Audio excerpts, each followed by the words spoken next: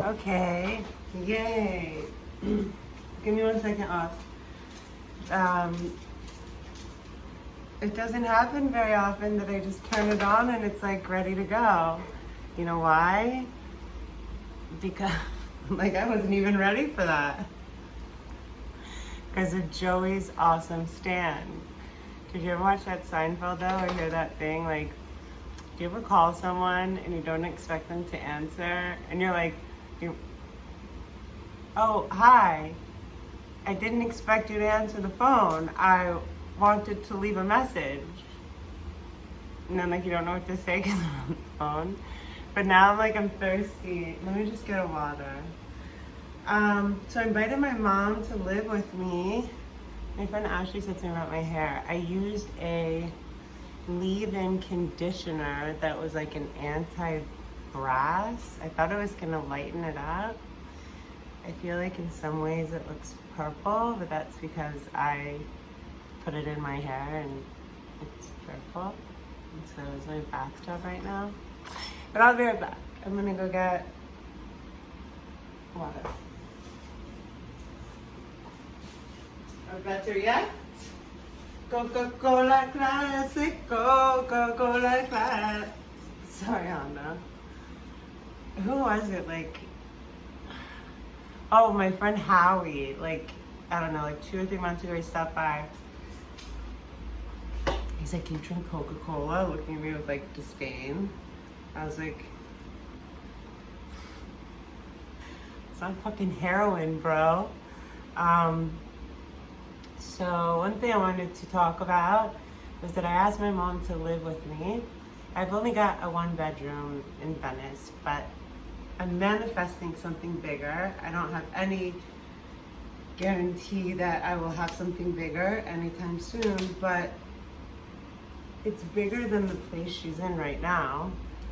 And she would have a person come. She now needs 24-hour care. So she would have a person come, which, it's for a rat, but it would be here, She's so scared.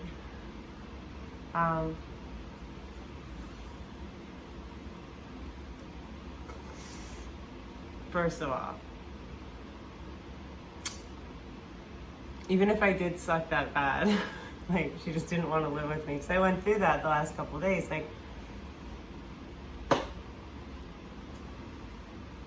Why wouldn't you want to live with me kind of thing? And I'm thinking to myself, Ash, she lives in a fucking facility. Obviously, even if I sucked and lived in a shitty place and didn't even have stuff, you know what I mean? But, she's been in her situation for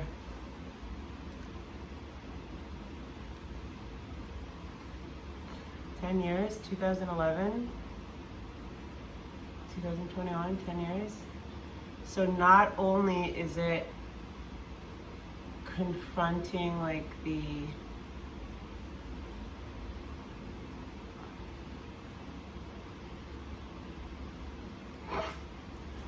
situation, but it's also, I don't know, man. I think she's scared. I think the biggest thing she's scared of is rocking the boat with my sister. Her world is so small. It's just doctors that she can barely get a hold of, and I've become a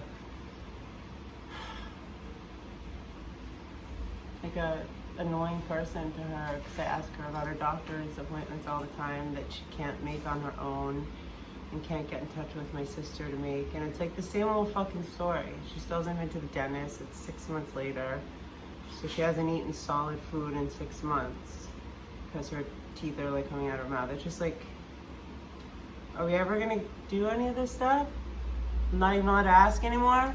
You haven't had therapy in 2 months? But I came to this conclusion, I guess, and maybe some of that was I was taking personally in a way. I was like, why wouldn't you want, I was like, Mom, you understand, Whitney cannot fuck with me. She won't dare let you like say I'm unfit or anything like that. And I have to be like calm because she gets nervous about whatever. Whitney yells at her a lot. I was like, Mom, you understand, like, I survived. And maybe one of the reasons is so that you can come live with me. Like, you know, maybe I'll be in my room sometimes and like need my alone time. And, you know, I came to the realization like yesterday, like last night. I think it's really beautiful that I wanted to do that and I meant it. And I think it's really beautiful and I respect that she, for a lot of reasons that I have to stop inserting myself in because they could never be changed, altered, or honestly,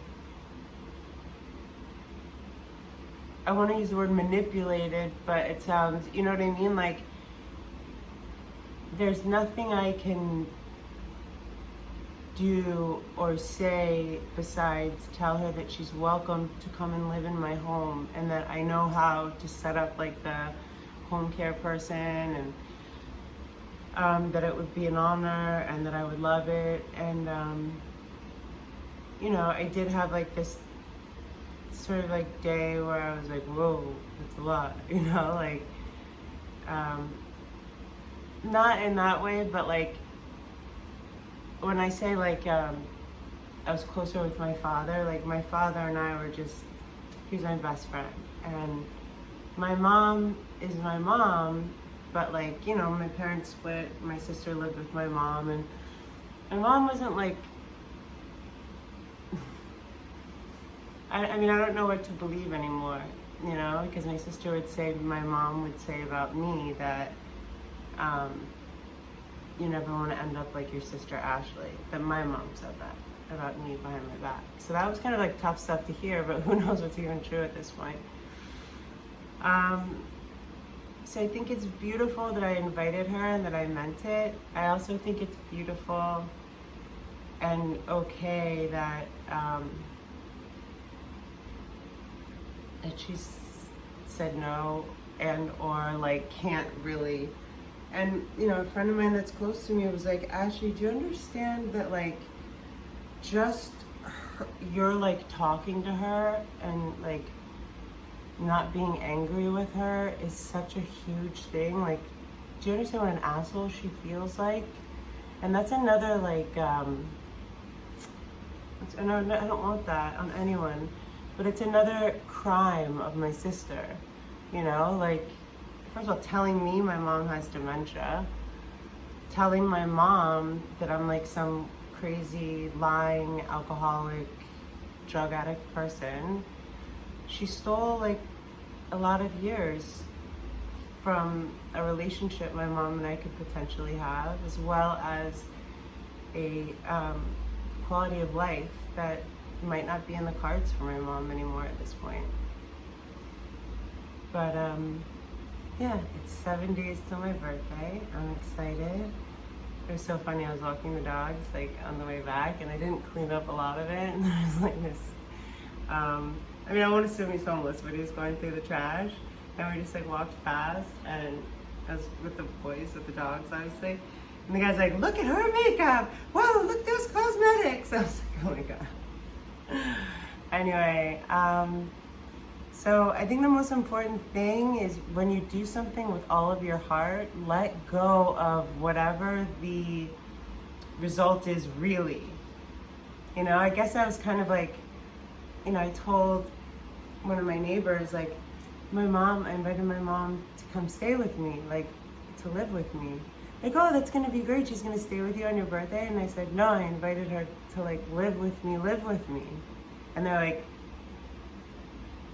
oh, they know me, like, oh, wow, that's great, Ashley, like, that's awesome. And I was like, yeah, thanks, I'm so excited. I mean, I knew it was gonna be a shit ton of work, but that's that's how I'm made. That's what I'm made for, you know?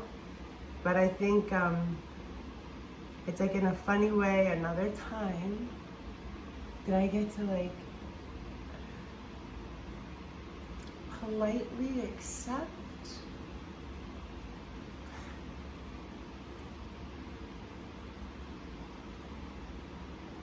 that I get to focus on Ashley and doing so many things that I wanted to do in the time that I didn't have time to do much else but what I was doing at that time. So sometimes I think the universe will like do certain things, you know? Anyway. So it's cool because, you know, I was thinking about a lot of things in my life. You can't really make, you know, like every book that I've read, like that's like, you know, epic or, you know, important, like How to Win Friends and Influence People, anything that John Covey has written or Stephen Covey has written, Entrepreneur Myth, it's stuff that you can't really make up. Like, you can't pretend to be a good person. You can't pretend to care. You can't fake listening. You can to a degree, but you might as well just listen at that point. You might as well just care at that point. You might as well just love at that point or not. Anyway, so yeah, I don't know. I envisioned like it'd be funny making videos and mom would be there in like her wheelchair and like who knows. But you know, I also started thinking about other bigger things that maybe should be like more comfortable or something. I don't know. But mostly I want to focus on turning 40 with Grace, which I feel like I'm already 40. A friend of mine and I were talking, and her birthday is in September, I think. We're both in 1981. And I was like, oh my God, my birthday is July. She's like, we're 40. Okay. Yeah, I'm not focused on that. That's just happening next Tuesday. And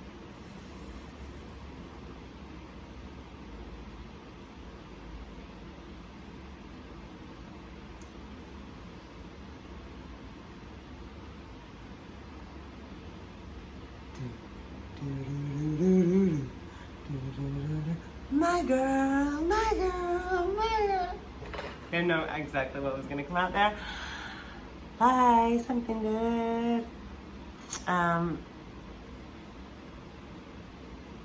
Or else, I want to do like a quick like questions you guys asked, but a bunch of you guys have asked, how do you tell if a person is a good person or not?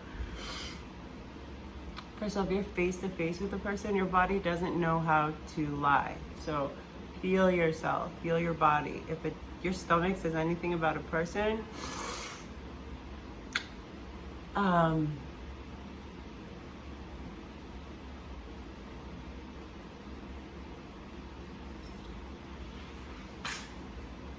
don't know. I really don't know how people don't see how people are good or bad.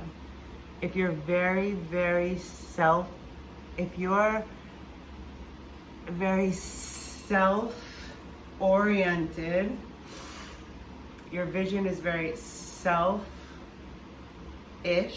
I'm not saying you're selfish, but you should look at the world that way. It's the only way that I could fathom you can't see assholes. If you're like a girl and you're like really just a guy, you're easily taken off your feet by a man, I can see it until, what, an hour, 2 hours? You can't keep lying to yourself.